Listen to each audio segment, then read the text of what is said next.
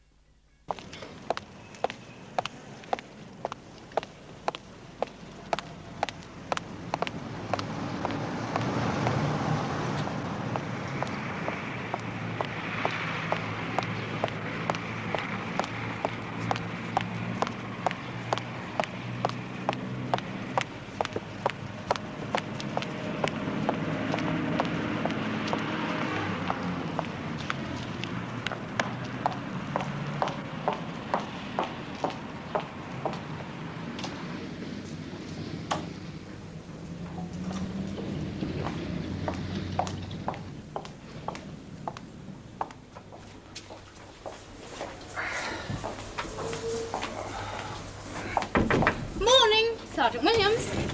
Oh. Nice to see you again. Nice to see you, Miss Jackson. Glad to be back on days. Oh, I don't mind night duty. It's the wife who complains. I'd complain too if I had a handsome husband. Got anything for me this morning? News, you mean? What else? You know, Miss Susan, you shouldn't walk into the station in a get-up like that. I don't like it. If young Joe Chalmers sees you'll never get out of here, he'll lock himself up with you. That would make a good story. Sex scandal in the cells, low-ranking police officer involved. Oh, you're a terrible girl. Now, what can I do for you? No nice murders or rapes or anything appalling to tell me about. I can't talk to a young girl like you about murder and rape. Well, try. I'm broad-minded. I have to be. That's my job. Oh, you're all cynics on that job. That's no good for a young girl. I mean, you ought to be a model or something.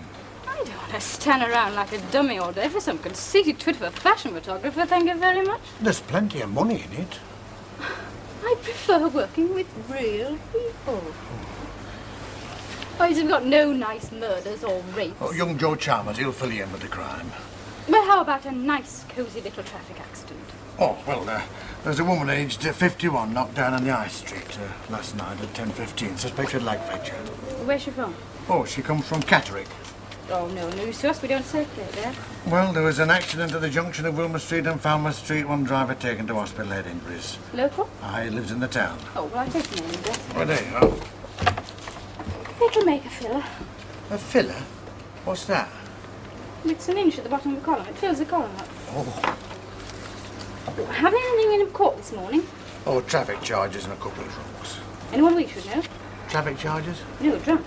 No. Pretty weeks since we had a bit of scandal. Oh! Joe! Oh. How do you know it was me? I don't even have to look. I'll give you a bit of scandal. My, she looks great this morning, doesn't she, Bill? Aye. Come we keep her here. Pin her up on the wanted board, perhaps. Don't say I didn't warn you. Oh, but... Have you got any crime for me, Joe? And I don't mean your intentions. I know about them. Oh, Susan, you don't understand me at all, do you? As I knew you were coming, I've got a story ready for you. Typed it down myself. You're too good to me. I'd only do it for you, love. It's about a little lad, only 10 or 12, but a right little monster. He's attacked a couple of 80-year-old ladies in the street and pinched their purses. Does it in broad daylight. You're gonna have your work cut out catching him, aren't you? Bit of publicity might help us catch him quicker. It's all there. You'll be doing us a favour if you ran it. Names, addresses, subscriptions. You'll make a reporter, Joe. There's only one reporter I want to make, though. You won't make it with this. You'll have to do better. How? Tell me. Well, tell me something out of the ordinary. Not just some of the routine stuff where you want our help, anyway. Tell me something you shouldn't tell me. What do we know, eh, Bill? Nothing. Nothing at all?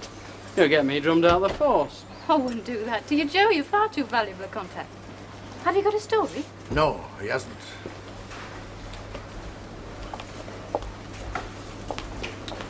You meet me tonight at the Victoria, say 7 o'clock, and we'll see. Just come as you are. Have you got a story? I might have. And I might meet you. Bye, Bill, and thanks.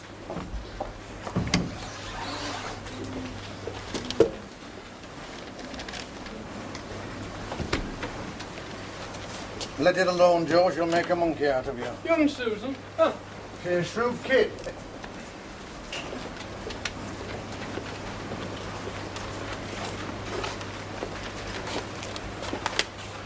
Listen, she knows we're hiding something, so don't you meet her tonight. Why not? I fancy her. You'll never get anywhere with her. You'll just shoot your mouth off and then we'll all be in trouble. Go, Moffat. I wasn't born yesterday. You'd do anything for a bit of skirt. I got rid of it, didn't I? Aye, just like you meant to. Of course I meant to. You're forgetting something, aren't you? What? They're bringing him up from the cells any minute. Yes, matron, I know nurses aren't supposed to discuss their patients with the press. That's why I got on to you. Yes, I quite understand. Thank you very much. Goodbye. Bitch. Where do I find the editor? Have you got an appointment with him? No. Oh, I see if he's free. Who should I say it is? Councillor Adams. There's a Councillor Adams to see. Oh, who the hell let him in? I don't want to see him. Tell you a bit. Where is he? Is it now? He's picked a bad moment. God's on his way over. Mr. Hadley? The same. Oh, wait a minute. I might as well see what Adams wants. Tell him I can give him 3 minutes, no more. Okay. All right, I heard he can give me just 3 minutes, so I'll make the most of it.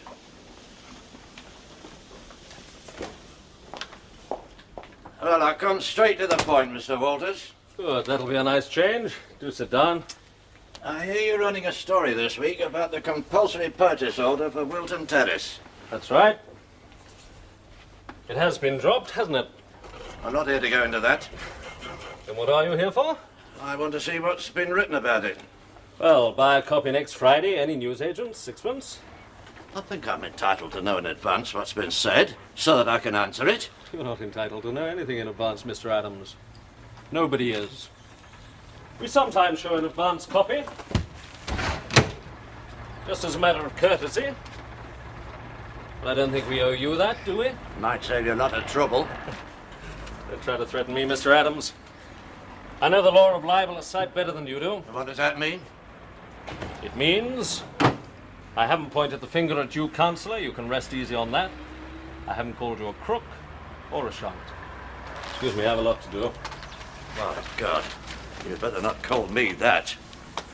If I could, I would. Do you mind showing yourself out?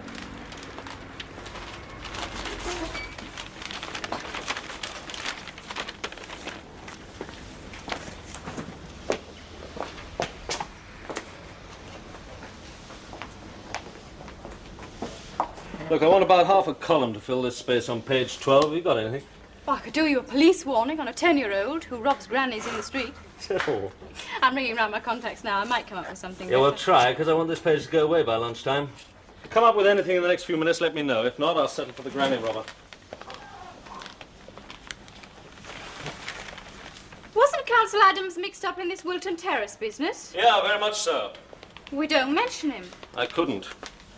That's why I didn't show it to him. I was ashamed.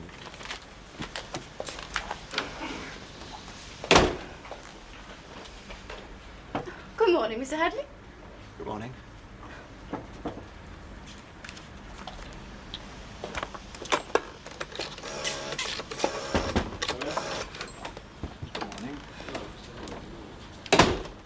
May I speak to Mr. Wilcox, please?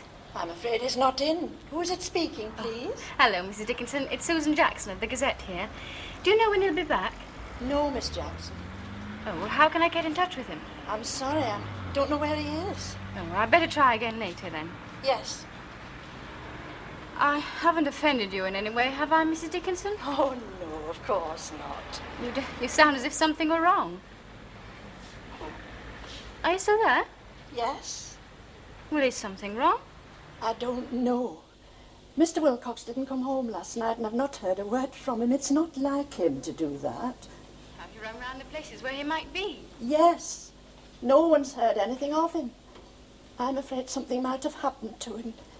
Do you think I should get in touch with the police? Oh, no, not yet. We'll leave it for another half hour, and I'll come round and see if I can help. Bye for now.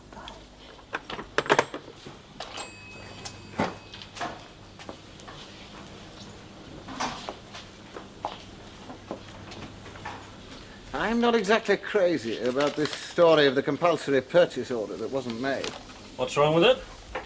But it's a vague, ineffectual account of a non-event. Why do you use so much space reporting things that don't happen? We report why it didn't happen.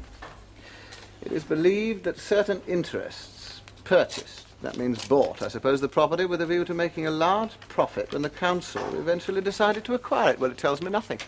What do certain interests mean? It means Councillor Adams, a member of the Housing Committee, He bought it, through a nominee. and then persuaded the council to buy it later. He tried. What stopped it? We stopped him. We got wind of it. I threatened to publish the whole mucky story. Why didn't you? Do I have to tell you, Mr. Hadley? Libel? Yes, we couldn't prove it in a court of law. Could have cost the paper 10,000 maybe. That would have been the end of my paper. Our paper. Our paper. Then why do you publish the story now? It's dead. Well, I threatened to publish the whole story, and if Adams hadn't climbed down, then I would have risked it and gone ahead. Instead of which, I'm publishing this piece just for the record, for my own satisfaction. It's about a non-event that we made sure was a non-event. Well, it still isn't a story. We can't publish every story. We couldn't afford it. We can only hint. By a hint here, a threat there, we achieve things. This vague, ineffectual piece is the record of an achievement. Maybe, but it still isn't journalism, is it? It's what a local paper is about. I don't agree. We're not in business just to congratulate ourselves. Come in. Am I interrupting? Yes, what is it? Well, I'm onto something which I think I ought to follow up now. What? Well, Reverend Wilcox is missing from home, and Mrs. Dickinson hasn't seen or heard of him since yesterday. Well, hasn't she rung the police? Not yet. Okay, go and see what he's up to.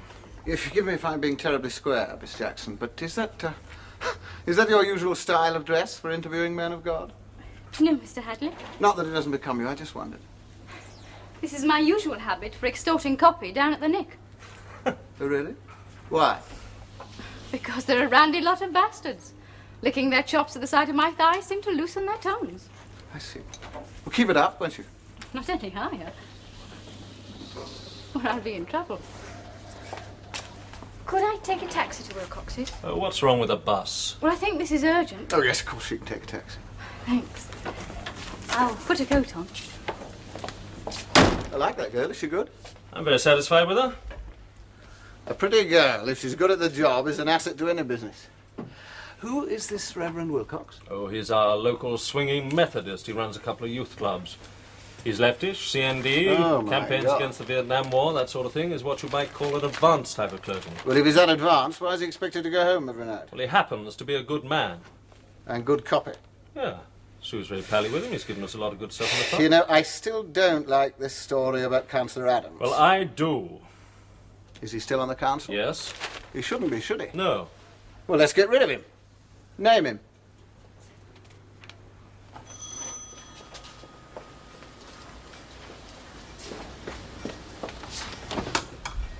Is he back yet? No, come in.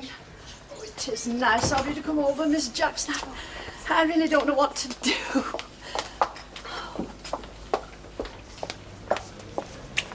Do you think I should ring the police? Oh, not yet. If it's nothing, he might not like it. I'm so worried about him. Why are you worried? He's only been away one night. Maybe I shouldn't be talking to you. I'm a friend as well as a reporter, I hope. We don't publish stories of people's private troubles, you know that. Oh, yes, of course I do. What do you think's happened to him? Do you think it's anything to do with his wife? You know about that? Well, I know she left him 6 months ago. It's fairly common knowledge, you know. Maybe he's gone to London to get her back. No, he wouldn't do that. How do you know? I rang her. She'd not seen him. It's her fault, of course, stupid, selfish creature. What's her fault? Oh, Miss Jackson, the poor man's been going out of his mind. He tries so hard not to show it, but I know. I see him in the evenings alone in here, just staring. Did he take his car last night? No, he just walked out. About 8 o'clock I heard him go. I'm so afraid something awful's happened to him. Oh, no, I'm sure not. I'm going to ring the police. Maybe you'd better. Mr. Wilcox, you're back. Yes, Emily, I'm back. What happened to you? I've lost my pipe. Well, Mrs. Dickinson was worried about you. I came round to see if I could help. That was kind of you, Susan. There was no need. A cup of tea. I'll get another cup. I'm afraid I've got nothing for you this morning. Sorry to be so empty of ideas. So long as you're all right. Why should I not be all right? What's all the fuss about? I thought something had happened to you. Nothing happened to me. And you've no right to involve Susan in... Oh, I'll be going then. Come again soon, Susan.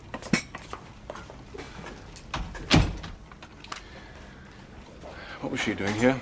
She told you. What is the matter, Mr. Wilcox? Nothing. Leave me, please, Emily. Isn't there anything I can do? No, nothing.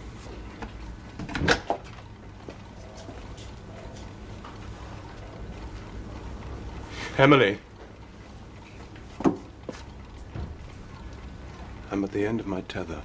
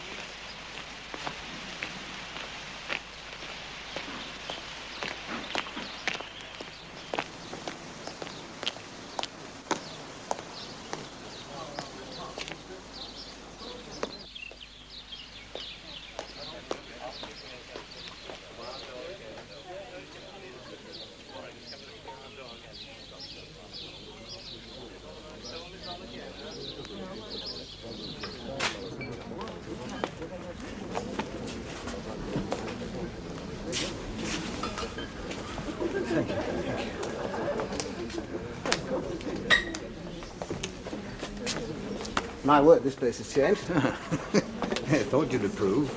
What do you have to drink? Could you do me a vodka martini? Certainly, sir. Shaken, sir? Yes, please. Not stirred, sir. No, make it 2. Yes, sir. Terrine of grouse, or would you rather have oysters? What's happened to this place? Well, it's nothing. It's just a new management. That's all. Young couple. He does most of the cooking. Has a bit of help, of course. Stole one of the chefs from Claridge's or somewhere. You mean it pays to leave Claridge's and work up here? Why, certainly. Plenty of money up here these days, and a taste for good things. Yes, so I see. You haven't noticed the greatest difference since you last lived here? What's that? Well, we're gradually turning away from London. Yorkshire nationalists, if you like. We no longer want to spend our money in the big city. You want it all here, eh? Well, that's not before time. I'd like the Terrina grass and the duck. Dozen Whistables, Joe, the Tornado Rossini. Uncle, do you know a councillor called Adams? Yes? What's he like? Well, he's a fearful counter-jumper from Manchester or somewhere. Wrong side of the Pennines, huh? So you got money behind him? Well, he'd like to have. He tries hard enough, but he's always coming unstuck, I'm glad to say. Well, he's certainly come unstuck over the compulsory purchase order he engineered for Wilton Terrace. You heard about that, have you? We're running the whole story. Whole story? Well, is that wise? No, it's not wise, but it's necessary. You knew about it. Well, there was a rumour about it. Half the county's heard of it. Well, why did nobody do anything? What you can stop, you needn't expose. Thank you, sir. Turn a blind eye to it. Forgive me, I think that is a despicable attitude. No, not a bit of it, my boy. I did it in court this morning. Oh? Yeah, doing my stint on the bench, and a fellow I recognised was hauled up for being drunk. So? Well, he was charged under an assumed name. I didn't let on, of course, that I knew who he was. Why not? Well, probably the police had put him up to it. If the police wanted to spare him embarrassment, why should I add to it? He's a nice man. What was he charged under? The old Pals Act? In a small community, you've got to live and let live. Sure, one law for your friends, another for the rest. Who was he, anyway? Maybe I shouldn't tell you. Please yourself. Was our Methodist minister, the Reverend Geoffrey Wilcox. Come on, let's get that lunch.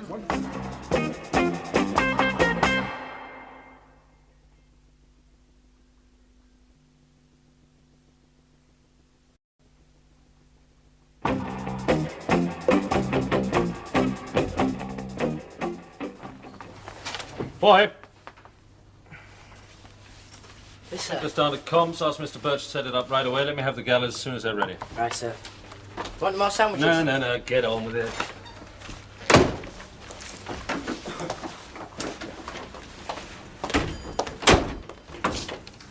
Not interrupting you, am I? No. The animal story has just gone down to the printers. Good. Do you always lunch in the office? Yes. Except when I'm offered a free one. I've just had lunch at the Milford Arms. Oh. You enjoyed it, I hope. Yes. Yes, it was excellent. Don't you find it so? Well, I've never been there. Why not? I can't afford it, that's why not. Well, it's the kind of place I'd like to see my editor use at least once a week. Well, if the firm wants to pay, I'd be delighted. You'll find some influential contacts there. You might even hear a thing or two. I can't wait. Like I did today. I don't see a galley proof of the Reverend Wilcox story there. Where is it? I'm sorry, I'm not with you. Well, didn't Susan, whatever her name is, go to the police station this morning? Yes? Didn't she then go to Wilcox's house to find out where he'd been? Yes. Well, where is the story? What story? What do you mean, what story? I thought you said this girl was good. Well, she is.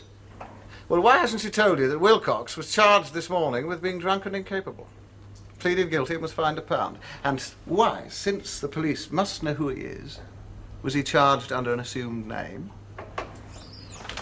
Let's ask her, shall we? Sue! Just a minute. Now, please. Where'd you get this from? Colonel Chamberlain. Sue, I How want to did know... Wilcox explain his absence this morning? Well, he didn't. Well, didn't you ask him where he'd been? No. Why not? Well, I thought it better not to. You mean to say that you sense a story in the fact this man's missing from home? It's urgent enough for you to ask to take a taxi, and when you get there, you don't even ask him where he's been. He wasn't expecting me. He came in obviously distressed and in no mood to answer questions. So you didn't ask him. Well, that's very considerate of you, Miss Jackson, but it's not my idea of efficient reporting. Look, I don't expect my reporters to behave like inquisitors. If Sue judged at the wrong moment to ask a question, I'm sure her judgment was right. All right, perhaps you tell me how we tackle this story. About the Reverend Wilcox being fined a quid for being drunk and incapable? No, that is not the story. The story is who allowed him to plead guilty under an assumed name, i.e. Geoffrey Wilson, occupation clerk, and why. Were the police doing him a favour? What for? For money? Well, my guess is some young copper who didn't know him pulled him in, and when they recognised him down at the station, they decided to go easy on him. He's well liked in town. I don't want guesses, I want facts. Well, I don't. What do you mean? I don't want to know about this story. Why not? Well, if I ran it, I'd be destroying a valuable source of information. The police. I can't afford it. What about Wilcox? How can you sit there cold-bloodedly asking us to wreck the reputation of a decent man for the sake of one wretched column? I suggest a compromise. Should we get the facts first, and then decide how we handle them? Then I decide how I handle them, you mean? All right. Sue, it's your story. I don't want it. I think it stinks. You need a man on this job, a tough one. Spence. Look, I edit this paper. I hand out the jobs. I'm very sorry. Bill's far too tactless to handle this. I'll do it. Good. Go to the clerk of the court first. Find out the details of the charge. Okay.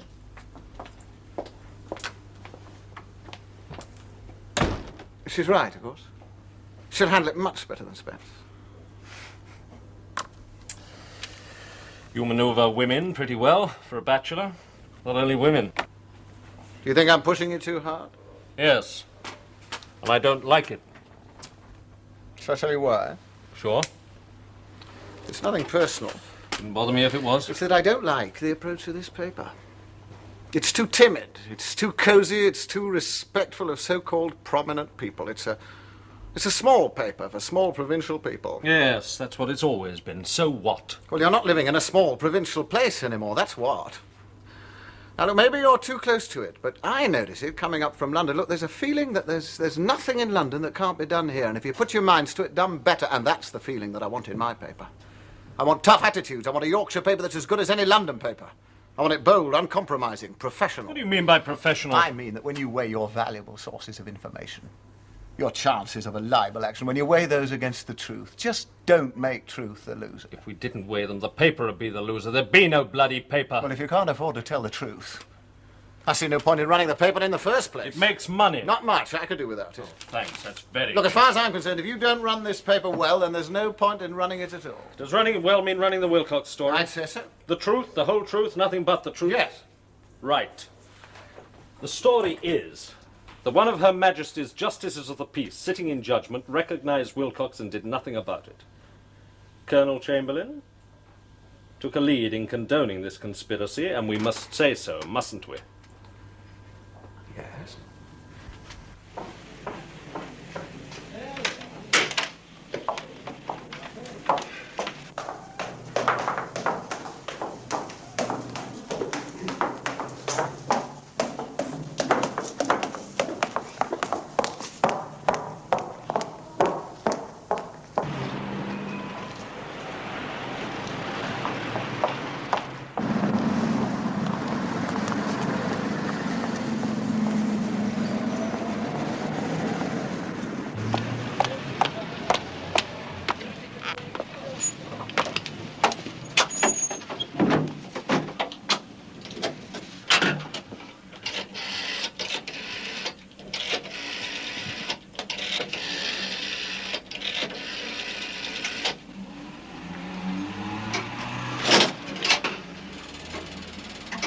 Hello, Sue here. It was him, all right. He gave a false name and a false occupation, but for some reason gave his correct address. Who charged him? My old pal, Sergeant Williams. Poor Wilcox. He was so paralytic they couldn't read the charge to him until morning, when Williams came on. Well, go and see Wilcox, get his version of it. Well, must I? Yes. If there's any sense, he'd refuse to see me. If he had any sense, he wouldn't get plastered, so see him. Okay.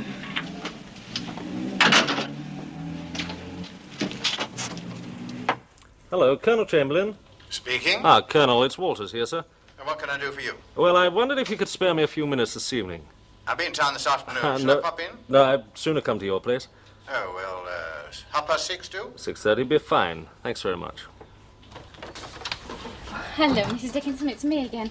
Could I speak to Mr. Wilcox, please? Oh, not now, Miss Jackson. He's writing a sermon. It's important, really. Well, you know what a state he's in. I don't like to disturb him. Please, ask him. All right, come in.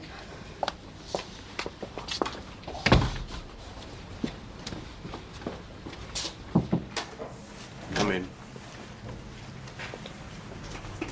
Miss Jackson wants to see you. Susan. I told her you were busy with your sermon, but she insists. She says it's important. Well, I can't turn her away when she was so kind this morning. Show her in, Emily.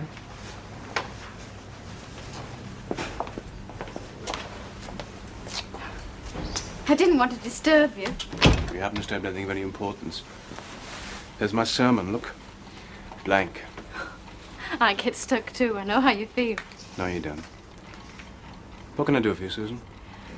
I've been told to ask you something. Well, not by my editor, by our owner, Hadley. Yes? You don't have to answer if you don't want to. I know that. You're not a policeman. What is it? You were in court this morning, weren't you?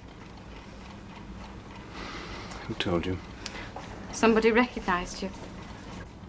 I knew it was hopeless to try and hide who I was. Hopeless. I didn't even want to. Does that surprise you? A bit. I was talked into it. By Sergeant Williams? You know that too. His name's on the charge sheet. You certainly check your facts. Are you printing all this? Not that it makes any difference. I don't know. It's not up to me. No. You just have to do as you're told. That makes me feel like a war criminal. No, you don't have to feel that way about it, Susan. Will you mention Bill Williams? I suppose I'll have to. Will that mean trouble for him? It depends why he did it. He's a member of my church. Oh, he did it just to help you? Well, why else would he do it? You don't think he did it for money? He might be suspected of that. I didn't want help. I didn't want help from anybody. Why did Sergeant Williams do it, then? Because he was ashamed of his minister being found dead drunk. Do you really think he was ashamed of you? Oh, yes. We're not supposed to drink. Well, one at a wedding, perhaps. That's all. I know. But it's an escape. When life becomes intolerable. A weak man's escape, of course. Well, I've done my dirty work. I won't bother you anymore. But don't go. But I've got all I need. Aren't you going to ask why I got stoned? Don't want to embarrass you. I must tell someone. If you tell me, you're telling everyone. You print the bald, ugly facts of what people do, but never the bald, ugly facts of what made them do it. People should know that side of it. Be wiser not to tell me. Oh, I don't want anything more. Susan. Susan. You're a reporter. Now, it's your job to report that the Reverend Geoffrey Wilcox is a failure. He drinks because he's a complete and total failure. He can't fill his church more than a quarter full. His youth club has 3 times been smashed up by the very kids he's trying to help. In his feeble way. And if this town has a soul, he doesn't know where to find it. I'm a failure. My wife knew that I was a failure. She despised me for it. And she left me.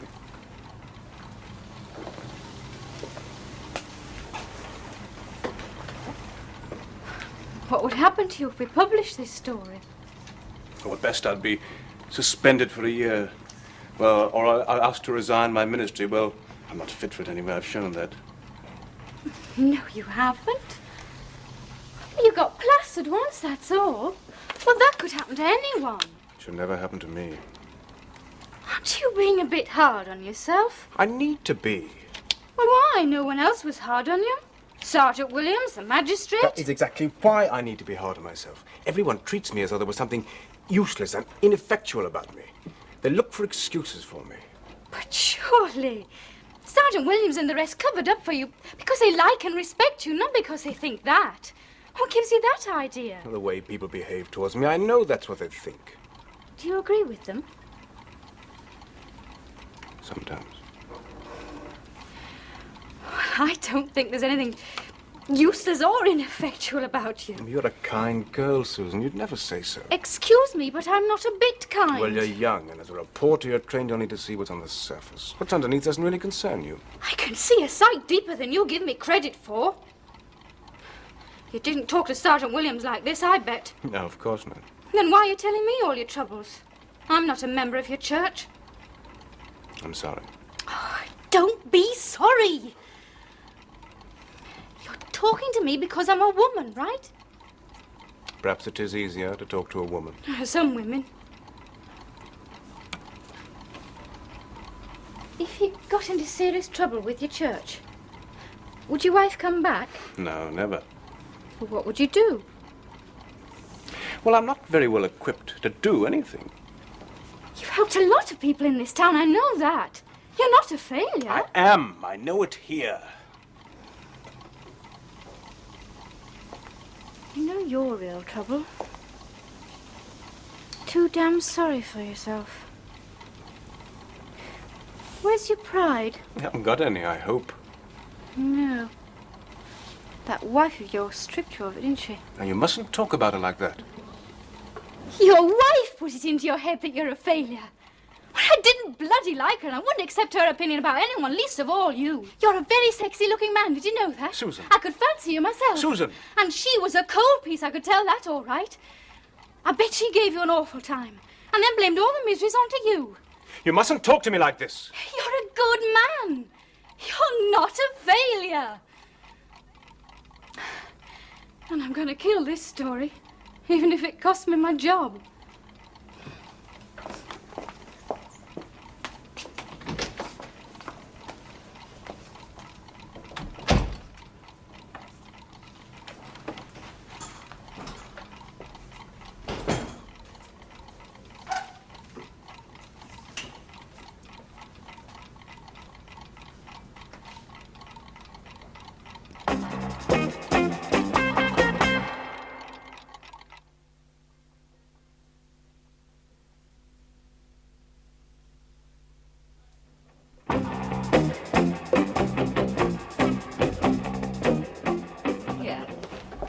Hello, Walters. Evening, Colonel.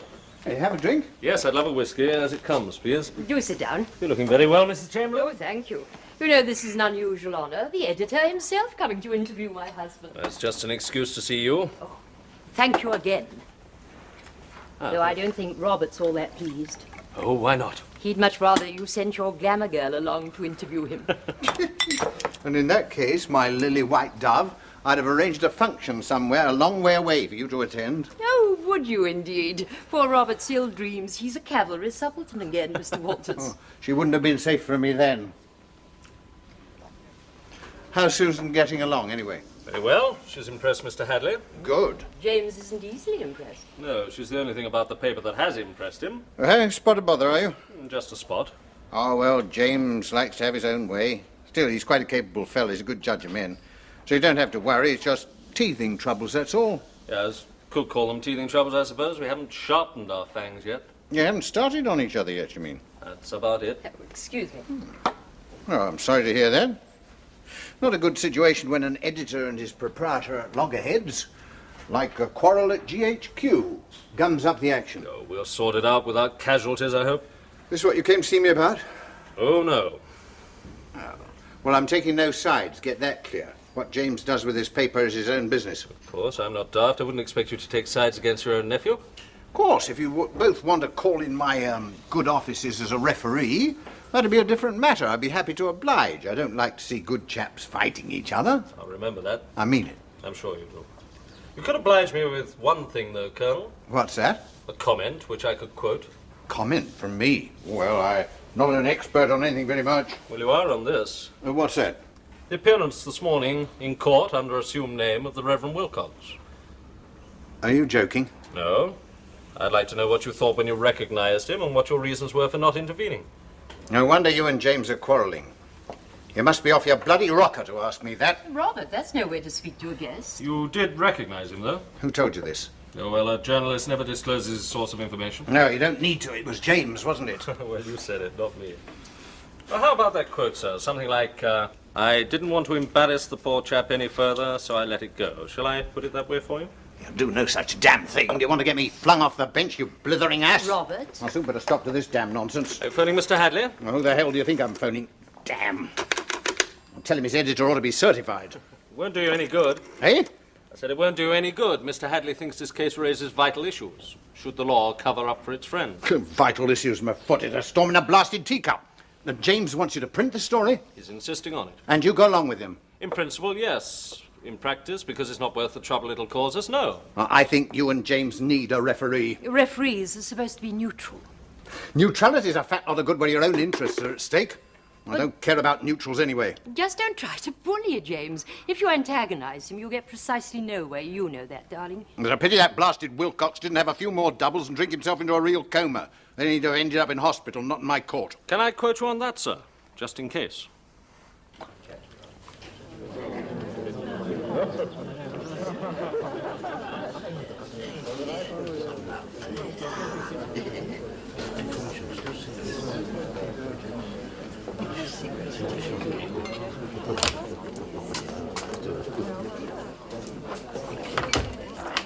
Ah, you made it. I'm sorry I'm late. You know Councillor Adams? I met him in the office this morning.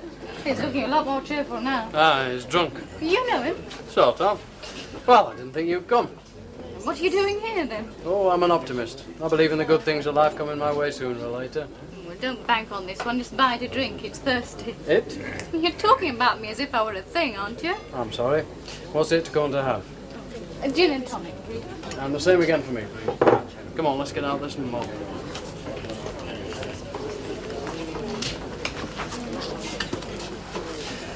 Well, you think I'm a bit flash, don't you? A bit flash? No, Joe. A little overconfident, perhaps.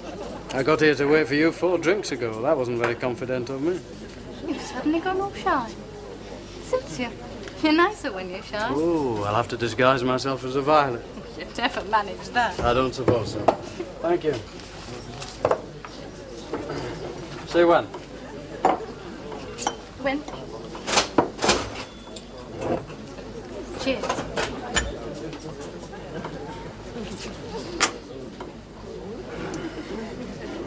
You said you might have a story for me. How about the story of my life? Just as long as you don't start it there. Oh, dear.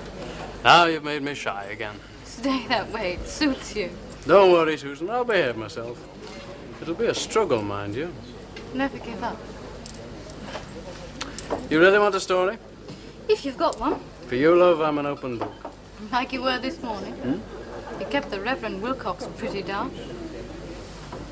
What do you know about that? Everything. Are you going to print it? It's not up to me. Well, don't let them. What would happen at the station? There'd be a disciplinary inquiry. Bill Williams would be suspended for a start. The duty inspector would be asked a few nasty questions, and so would the clerk of the court. And there'd be no welcome for anyone from your paper, not for a long, long time. I realise that. They make them drop it, for God's sake. You wouldn't be able to show your face around the station again. And I daren't be seen talking to you again. Would that bother you? Yes. I look forward to your coming Mondays and Wednesdays. I'm always there, aren't I? You're rather sweet. Oh, I'm lovely. Hello, Joe. Well, what are you going to have to drink then, huh? I've got one, thanks. Oh, I'm not just asking you, you know. I'm asking this lovely little girl here as well. Hey, haven't we met before somewhere? It's possible. Oh, anything's possible, love. What are you going to have to drink? I'm all right, thanks. I can see you're all right, dear, but what are you going to have? We don't want to drink, thanks, Mr. Adams. We're going soon. Oh, have one for the road with me. Hey, barman. Hey, same again. Hey, what a lovely girl, eh? Where do you find them all, Joe? Skip that drink, will you? We're going. Oh, Come no, on. you can't do that. It's been ordered. Hey, you'll have one, love, won't you? Why don't you introduce me? You're frightened of losing her or something? I said no. No, hey, look, they've been ordered. Set them up, lad. You don't want one either, Mr. Adams. Hey. Don't you tell me what I want. I know what's good for me. Have you got a car outside? Aye.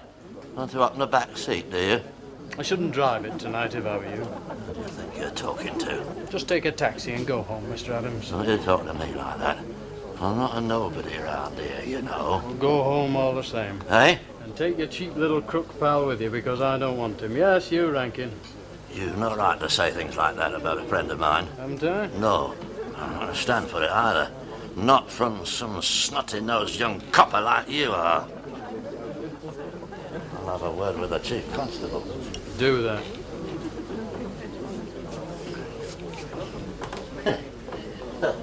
Good night, though, isn't it?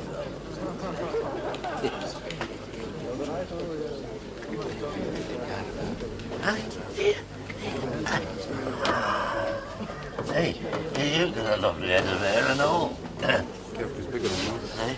Oh, that's all right. I'm sorry about that. That's Councillor Adams. Fat, crooked, dirty old git. I wish he would drive his car. I'd love to nick him. Who was the man with him? Rankin? I only know him because I nicked him once.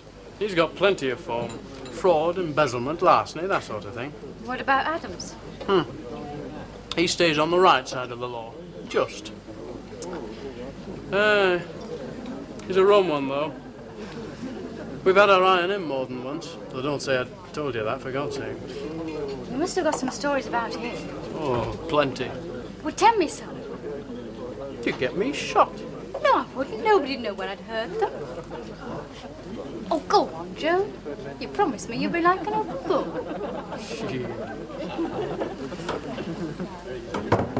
Let's go somewhere else, then. Okay.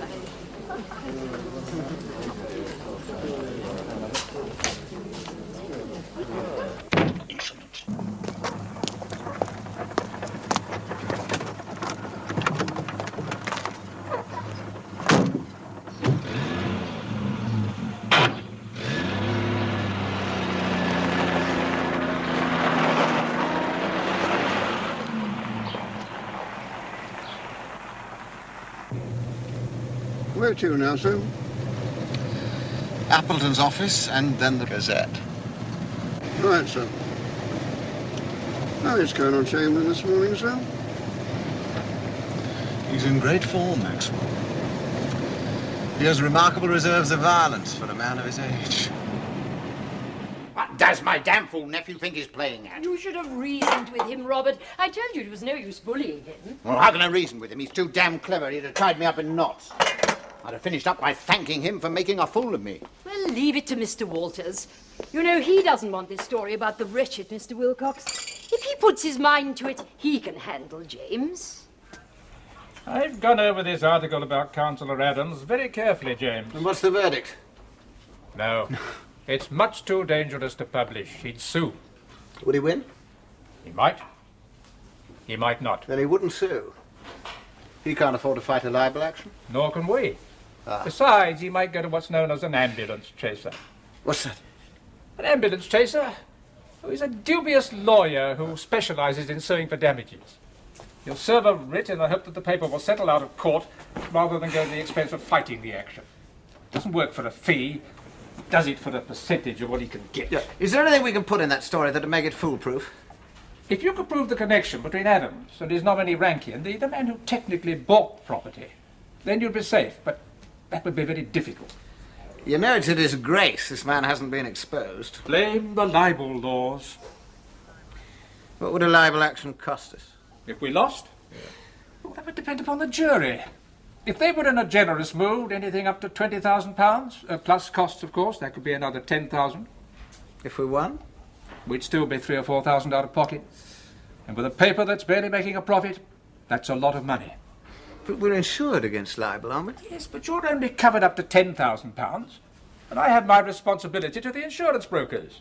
What do you mean? I can't let you publish an obvious libel. If you do so against my advice, they'll withdraw their cover. That means the liability is all yours. Well, it's hardly worth it, is it? No. Running the paper at all, I mean. Oh. The Gazette provides a steady, if modest, source of revenue? I'm not interested in the money. I just want this paper to make some impact on the county. And at the moment, it has all the impact of a wet lettuce. Well, I'll take this, if I may. I might be able to find a buyer, of course. What for? The paper. We get a higher return by investing the capital in an industrial enterprise. Shall I look for a buyer? Yes. Yes, would you put out a few feelers? Right. Look, I'm just going over to see Walters now. I wonder if you'd mind coming with me. Yes, if you like. Hello, Sue Jackson here. Oh, yes, Miss Foster. Yes. Well, can I call you back in half an hour? Yes. I'm afraid it's quite impossible to run this story, Mr. Walters. He'd certainly sue and almost certainly win. Can't say I'm surprised. It's a pity, though. A great pity. Where's the Wilcox story? Oh, Sue's still writing it. She'll be in a minute. I gave her a great quote from Colonel Chamberlain. Yeah, I heard you'd been to see it. Well, somebody obviously had to. Go on. Well, do you still want us to run it? Well, you're the editor. You make the decision. Well, you know how I feel about it. Well, then make your decision accordingly. Don't let me influence you. Then we won't run it. We won't run the Wilcox story. We can't run the Adams story, and the Gazette has no further interest for me. What do you mean? I'll sell it. And if we do run the Wilcox story? I'll think again. And this is what you call not influencing me? Call it what you like. Blackmail, that's what I call it. What about your uncle? Your piece of blackmail? My uncle is rude, violent, and not very intelligent. He's totally unsuited to be on the bench anyway. Come in. What's this? One's the Wilcox story, and the other's that new stuff I told you about Adams. Can I see that? Thank you. Well, I think my new information covers Mr. Appleton's main point. You say here that Adams, in order to protect himself, drew up a contract with Rankin to act as his nominee. Have you seen this contract? There's a photostat of it. Good Lord. Well, this looks all right. Well, it's witnessed by Graham Smithson. You know? Yes, of course. He's a solicitor, practices in Burford. Sound enough, chap. Where did you dig this up? Probably don't like Rankin. He's got a lot of form. Yeah. We let the house in Wilton Terrace on a short-term basis to a woman who turned out to be a tart. They tried to do him for running a disorderly house, but they couldn't pin it on him, because he produced this contract to show that he wasn't, in fact, the owner. Will our story stand up in law now? Certainly, we can subpoena Graham Smithson to produce the original. It was drawn up in his office. How on earth did you get hold of this? I'm afraid I can't divulge Was it the source. policeman? Oh, come on. How did you get it? I got home intact. Just. Well done, Sue. Well, you can run it now. Look after that source of yours, will you? That's it. There's just one thing, Mr. Hadley. Yes? If we run the Wilcox piece, I'll never get a story from that source again. What's the Wilcox piece like? Terrible. Well, forget it then. Appleton, we're in business. Right. What do you mean it's terrible? It isn't terrible. It's a good story. Thank God I don't have to publish it, that's all.